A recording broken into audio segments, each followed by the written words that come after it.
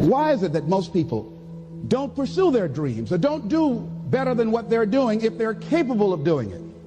I think that many of us don't go the next step because we don't know what to do yet. And I say that the reason that we don't even explore the possibility of what to do is because subconsciously we don't believe that it can happen for us, and we don't believe that we deserve it. So here's what I'm suggesting. How much time do you spend working on you? How much time do you spend every day working on your dream? In the last 90 days, how many books have you read? In the last year, what new skill or knowledge have you acquired? What kind of investment have you made in you? So I'm saying that as you begin to look at where you want to go, if you want to make it today, and things are changing so fast you have to literally run to stand still, I'm saying that you've got to make some conscious effort to begin to work to develop you. Here's something else. Most people are not living their dreams because of fear, ladies and gentlemen. I was in Columbus, Ohio yesterday speaking for a particular Ohio department. A young lady named Karen who greeted me, who organized the event, very talented, very skillful. And she was talking about she wanted to become involved in the consulting business. I said, why aren't you doing it? I said, you have the abilities. I said, you're not here because they like you. You're here because you're doing the job. You're making things happen. And she came up with all kinds of ideas, but finally she said, I guess I can't see myself doing it. I guess I'm afraid. Fear, limited vision, and lack of self-esteem is what keep most people doing things they don't want to do. I flew from Columbus, Ohio to Denver, Colorado to a major communications company. And the person that picked me up at the airport told me about the fact that the company was planning on having a major downsizing. And they offered some of the employees there an early retirement, and some of them will earn as much as $300,000. And they said, this is the last time that you can take this offer. If you don't do it when we have the downsizing, you might be among those who will lose their jobs, and all you will get is your severance pay. And only 50% of the people who were eligible to take the $300,000 took it. The others were afraid to take a chance on themselves. The others couldn't see themselves beyond that company. They couldn't see life after that company.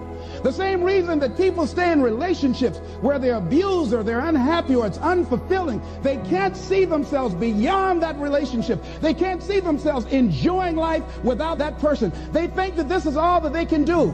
The same reason that people get stuck at a certain level in life. They can't see things being better for them. And they think that this is it and this is all they deserve. This is all they've ever seen. It's been passed on to them.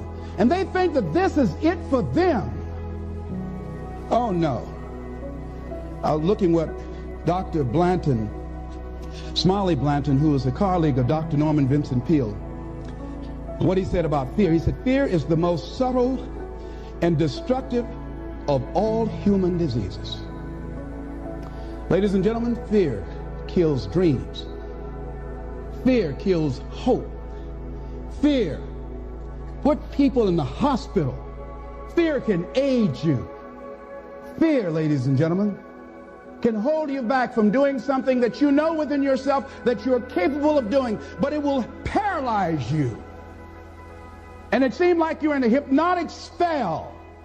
And I ask you a question, what is the benefit? What's the benefit of allowing fear to hold you back? What's the benefit of giving up on yourself, of not stepping out on life and taking life on? What is the benefit for you? What's the plus in that?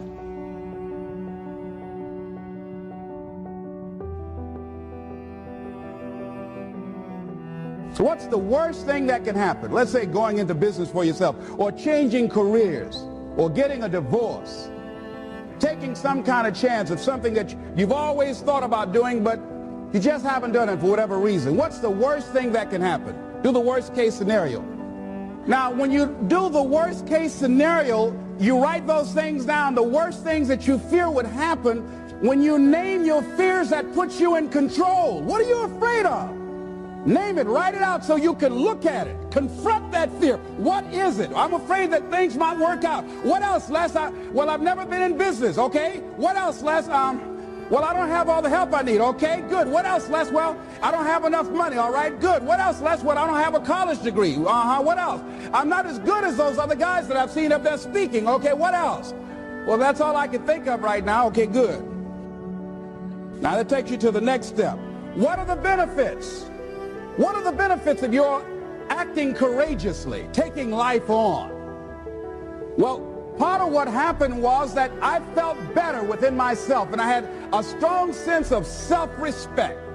Going into business for myself, I made a lot of mistakes. Sometimes I was down on myself. I felt stupid. I felt dumb because people who were in business said, why would you do something like that? Well, I didn't know. Boy, were you really dumb. But the other thing is, I had to say to myself, but I did it. I did, even if I made a flop of it, I did it. I took the chance. I took the leap. What are the benefits of your acting courageously? Whatever it is that you've identified. Write the benefits down. And then focus on them. Focus on the benefits. Not on the liabilities. Not on your fears. Focus on the benefits. That which you hold in consciousness tends to manifest itself. Think about how good you feel. Think about the level of increased self-respect, the sense of self-worth that you'll feel. How good you'll feel getting up in the morning, looking yourself in the mirror because you're taking life on. The other thing is acknowledge your fears and then go into action. This book is called Feel the Fear and Do It Anyway. That's it. See, I believe anybody who's ever done anything, who's ever taken a chance, doesn't mean that they're not afraid. Courageous does not mean being the absence of fear. I think that being courageous is willing to do it because that's what you feel and you're going to do it anyhow, regardless. So you're not going to be immobilized by your fears or your doubts.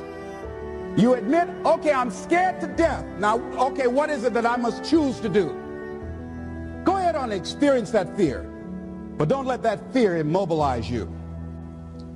In what you've done with your life thus far, is it giving you what you want?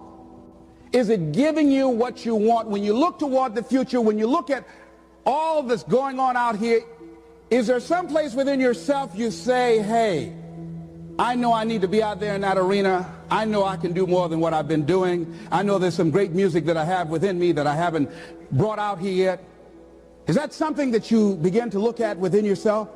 See, I say if you look at your life, and if you're not getting what you want, you owe it to yourself to do something differently. If you're on a job, 85%, they say, of Americans go to jobs that they're unhappy. If you're doing something 8 hours a day that you don't like, it's not giving you what you want, it's not giving you a strong feeling of satisfaction and fulfillment, you're miserable, you hate to go there, you're depressed just thinking about it, you sing the Thank God It's Friday song every week, it's giving you headaches just thinking about it on Sunday afternoon after the football game goes off. If that's what it is, you owe it to yourself to start strategically working to change directions. See, but you know what most people will do? Most people will resist change. Most people will fight change as if change would be worse than what they're experiencing.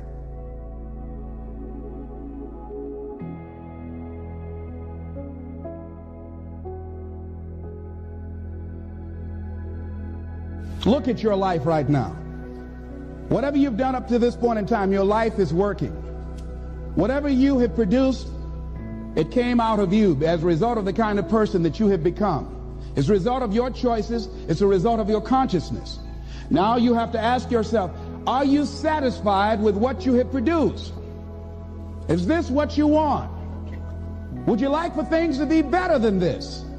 Do you believe that you deserve better than this? Or are you content? This is it. You don't have to do anything else. That you've already resigned yourself in life and say, well, I'm happy. Are you allowing yourself to get off the hook like that? Or do you believe somewhere in the back of your mind or in your heart that there's some other great work for you to do? There's something else that life has for you, and that's why you're here.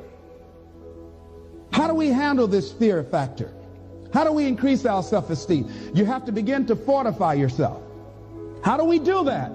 I believe that you have to begin to consciously monitor your inner conversation and start talking to yourself. Start building yourself up. Sometimes the only good things you will hear about you are the things that you say to you. So I'm saying learn to be your own booster. Start building yourself up. Start encouraging yourself. Start saying, I can do this. I can make this happen. When I started thinking about becoming a speaker, I said, yes, I can do this. I can make this happen. When I start trying to convince myself I can be a businessman after flopping and failing and losing thousands of dollars and feeling stupid and dumb and having people take advantage of me because of what I didn't know, I had to talk to myself because people were saying to me that I was dumb. And somewhere in the back of my mind, I was saying, you're right. Look at what I've done. I had to say, no, Les. Hey, come on, man. Get yourself together. You can handle this. You just haven't figured it out yet. It's all right. This is your training period. This is the tuition you have to pay for what you don't know. You can do this. Other people have done it. It doesn't take an Einstein. Get you some people that can teach you some stuff that you don't know. Get you some people that have done it successfully and learn from them. Take some seminars, workshops, read some books on how to manage a business. Change the way you see yourself and begin to tend to the personal details. Understand that nobody's going to take care of your business better than you. And when I start changing that kind of mindset of beating myself up because of my mistakes and start looking at the possibility of my doing better, of my making the adjustment that would enable me to do what I want to do successfully, things begin to change. And I'm saying stop beating up on yourself. You do it. I know you do it. I've done it. It's a natural inclination for us to put ourselves down. See, we are born negative, I think, in a negative consciousness because we live in a negative world. So you don't have to teach children to lie. They'll lie automatically. Did you wet in your pants? No, I did not. Well, what is that? I don't know. You don't have to encourage kids to misbehave. They will do it by themselves. You don't have to encourage them to do the wrong thing. They will do it automatically. You have to correct their behavior. So I'm saying that we have to work through the challenges of life in learning how to begin to work to fortify ourselves. Begin to guard your mind against negative programming, like turn off the television. Don't watch the news. I think that more people have a sense of hopelessness and anxiety about life. If you look at the news, you cannot feel good looking at the news. You'll be scared to death. You're scared to go to sleep. I mean, it turns your power down. You've got to be conscious of that. Don't pick up the newspaper and read it. No. Just try this. Just experiment with yourself. Now, if your job depends upon you knowing certain things, let somebody tell you just about those things. But start filtering the stuff you allow to come in your mind. You know that song you used to say, don't let nobody bring you no bad news. I tell my staff, look here, don't tell me any bad news while I'm on the road. Let me handle it tomorrow. I don't like anybody to tell me any bad news at night before I go to sleep. I can't do anything about it anyhow. Why let me go to sleep with that on my consciousness? No, and my staff, they know that. Say, let it wait till tomorrow. And I have a period of time. Tell me bad news between 10 o'clock and 12 noon. After I prayed and meditated and read my books, I'm fortified, I'm ready to handle it. I deal with it, and then I'm out of there, and I'm going on to something else. So you've got to guard the kinds of things that you put in your mind. See, if you don't program your mind will be programmed, because human beings are goal-oriented. That's why we die of broken hearts early. That's why we're running through life to early graves. We're going through life, ladies and gentlemen. And I think that Henry David Thoreau said that most men live in quiet desperation. Most of us go through life running scared.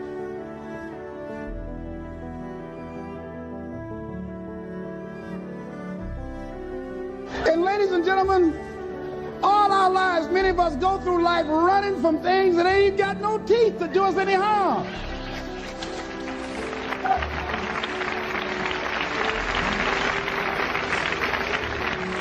Haven't you been afraid to do something, and then after you did it, you say, whoa, if I'd known it was this easy, I would have done it before. Haven't you ever had that experience? Raise your hand. Absolutely. So we created this in our minds, false evidence appearing real. We made it real in our minds. That's why Churchill said there's nothing to fear but fear itself. That's the destructive monster. So turn off things that can contribute to your fear. Turn a deaf ear to people that all they can do is talk about how negative things are because they have bought into the consciousness of the world. Start attending workshops, seminars, listening to tapes on a daily basis to begin to recondition your mind, to retrain your thinking. Faith comes by what? Hearing and hearing and hearing. Listen to things that can empower you, that can enable you to create a new reality for yourself and a new life for yourself. You might appear to be strange around most people. You know, most people think you're strange if you're happy today. People say, how you doing? I said, better than good. Whoa, what's wrong with him? Just go around smiling and watch people. Look at this. This is a weird guy over here. Because most people don't smile. Watch them. Look at their faces in the morning. Here we go, another Monday morning. How you doing? Haven't had my coffee yet. Don't ask me. See, these people have not found their purpose in life. That's why they're grumpy. That's why they're miserable. That's why they're so negative. They're hurting and they want to hurt other people. So start practicing using programs for your mind. Seminars, books, workshops. Keep a journal. Record your thoughts. What's happening with you? Every day when you get up, have a journal near you. I use the Jack Boland journal so that I can write down my ideas. I keep it by my bed so I can write down my thoughts. See, ladies and gentlemen, we get 3 to 4 thoughts a year that if we would act on those thoughts, they could change our life. When you don't have a true appreciation and acceptance for who you are, and you allow yourself to be immobilized by fear, what happens in the process is that you begin to abuse yourself. You begin to sabotage your life, you begin to sabotage your dreams, you begin to unconsciously work against yourself. You become your own worst enemy. So what do you do about that? Well, you begin to realize that your dream and your gifts have so much meaning and so much value for you till your hunger for them will begin to push you past the fear. Your hunger to have them will give you a special drive. As you work on yourself, as you begin to acknowledge your true identity, the true power that you have, the true capacity you have to bring about change, the miracle working power that you have within yourself to do the things that you want to do. When you take them on, I'm reminded of a man who, this gentleman was doing a special study of a special tribe in Africa, headhunters. And he had difficulty in developing a relationship with these tribesmen because of the fact that he had fear. He had fear they were going to take his head. So he worked there for a long time with no effort, no progress in developing a relationship and rapport and being able to achieve a level of trust. So finally one night while he was in bed, he was thinking about it. I said, what is it that you came here to do? What is your life work as a missionary? He said, I wanted to study these tribesmen. He said, what's the worst thing that they can do to you? Kill you. And he just decided, hey, this is what I came here to do. I know that there's some risk involved, and I'm going to do it, come what may. He said, I'm not going to be afraid anymore. He went back the next day, and he started doing the work and trying to talk to and interview many of the members of this tribe, and they began to respond to him. They threw out the welcome mat to him. And years later, when people came to see what his progress was, they asked him, how were you able to do this? How did you convert the relationship from being hostile to that of being positive? And he said something I think has value for all of us. He said, when life can no longer threaten you with death, he said, what else is there? And the majority of the fears that we have are not life or death fears. They're not those kind of fears. But through our imagination, we blow them out of proportion and we give them more power than they actually have or deserve, and we permit them to govern our lives. We permit them to determine how far we can stretch out on our dreams and discovering our stuff. And as we begin to look at ourselves and begin to, wait a minute, just getting to the point as you assess yourself and begin to prove yourself and just say, wait, hold a minute. I've been sweating this out. What's the worst thing that can happen to me on this? Will it kill me? Will I die? Why am I going through all of these changes over this? How much power does this really have? And am I the one that's feeding the power into it? See, a lot of times we allow ourselves to be fed and to be programmed into being afraid. I mean, you watch the news and read the newspaper, you'll be scared to come out the house. Am I right? You'd be afraid. So what kinds of things, what kinds of thoughts are you feeding your consciousness? What kind of things are you putting in your mind that will enable you to either move forward or to justify why you're staying where you are? I used to be a door-to-door salesman. I had X number of TVs. I had a minimum amount that I knew I had to sell every day in order to provide for my mother, who was ill at the time, who had lost her job at the M&M cafeteria because of arthritis. And I said, I'm going to go door to door, and sometimes I would not come home until 1 o'clock at night, knocking on people's door, people closing. What do you want? Would you like to buy a nice working month's television set, no money down? No. What about an Emerson TV? No. Thank you very much. Do you know anybody else that would be interested? No. Thank you very kindly. Knock on another. Hello. Would you like to buy a nice working television set, no money down? No, get away from our door. Thank you very kindly. Do you know anybody else would be? Yeah, my cousin, he lives 2 doors down. Thank you very kindly. I tell him you sent me. When I heard your cousin told me that you wanted to buy a television set, told me to come here and talk to you, we got a special discount for you. Yes, come in, I'm interested. I would just keep right on. I would not go home until I did it. It's an interesting thing, ladies and gentlemen, that when we put ourselves in a situation where we say we're going to do it, it puts you in another zone where the universe responds to you.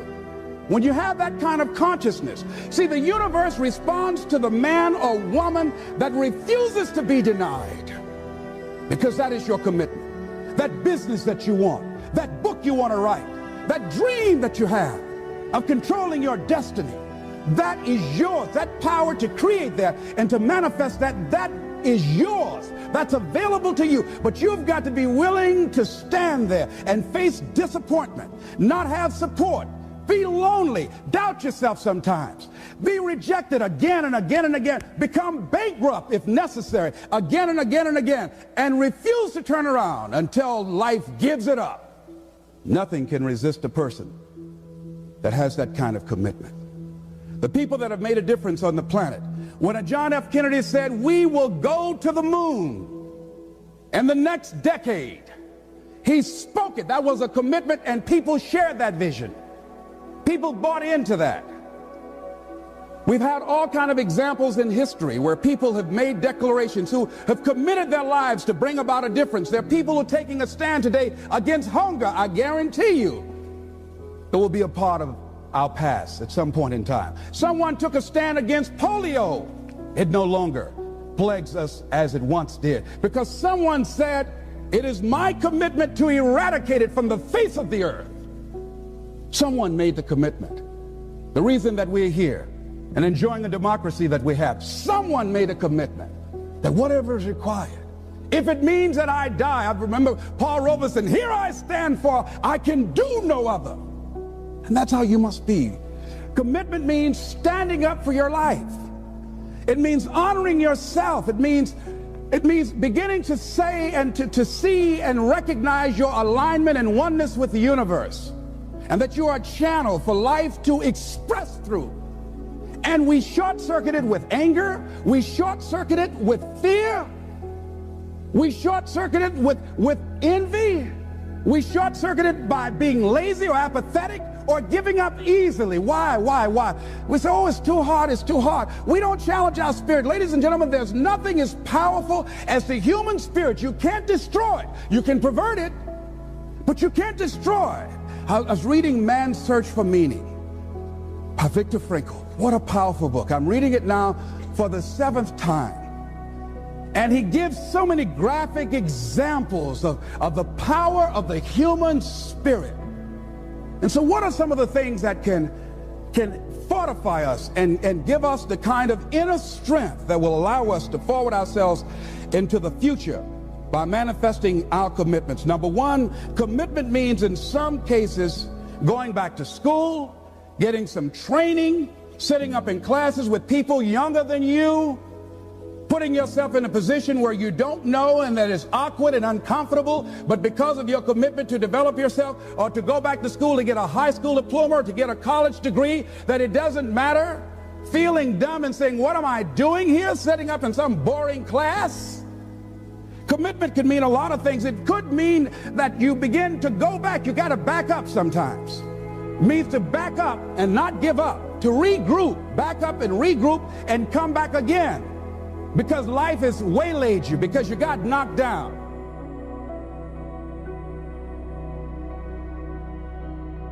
I think that it's very important that you start trusting yourself.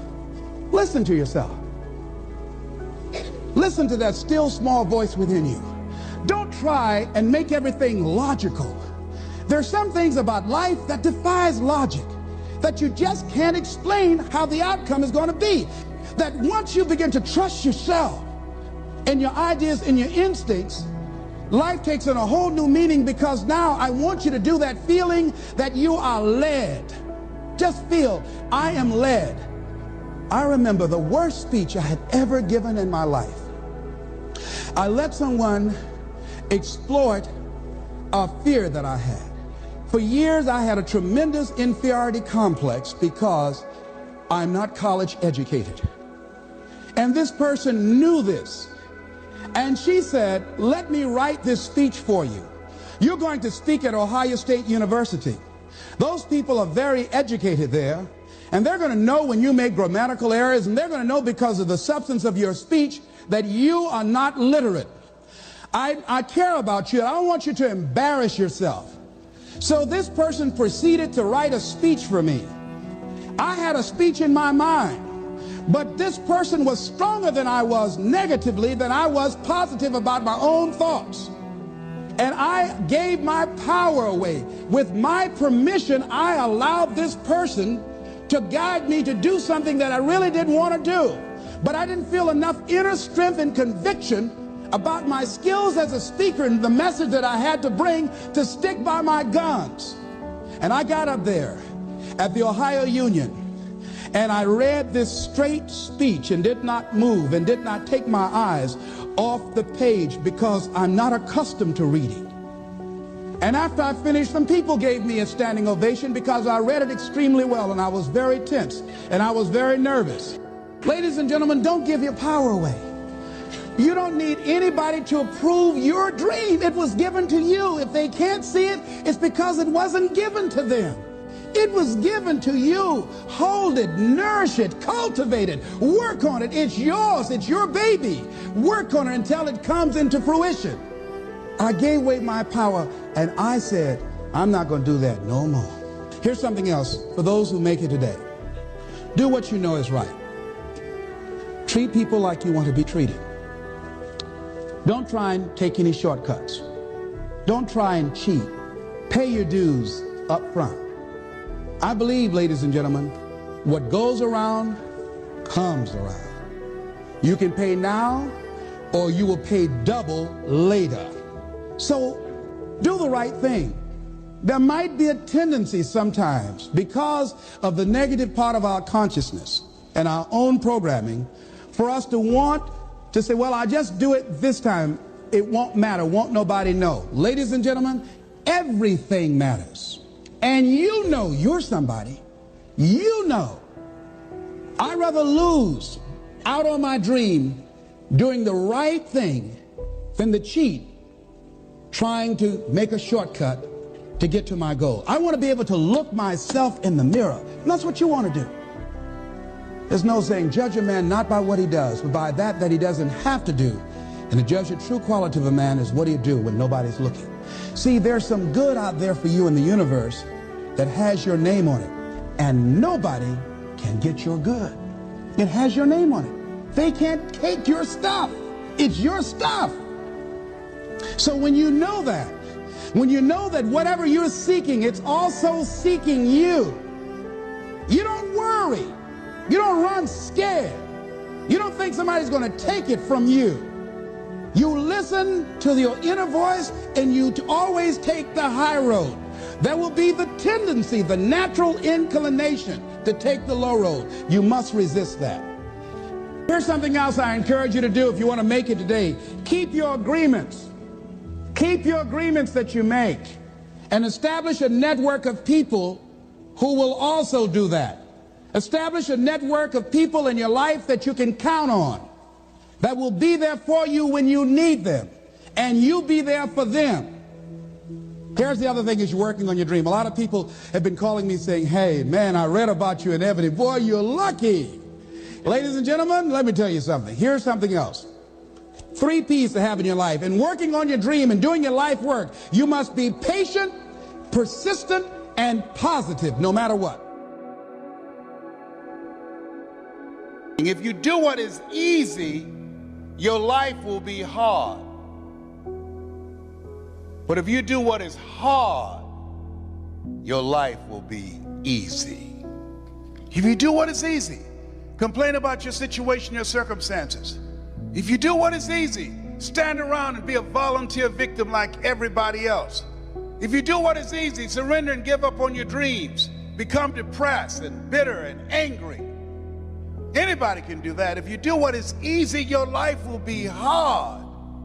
But if you do what is hard, keep coming back again and again and again. If you do what is hard, approaching strangers, talking to people in shopping malls, get up dressed every day, going out prospecting, knowing some way, somehow, with a spirit of expectation, somebody's out here looking for an opportunity. You can go outside right now and see some pigeons, but you're out hunting for eagles, and they're not common. And if you do that over and over and over again, somebody's going to show up.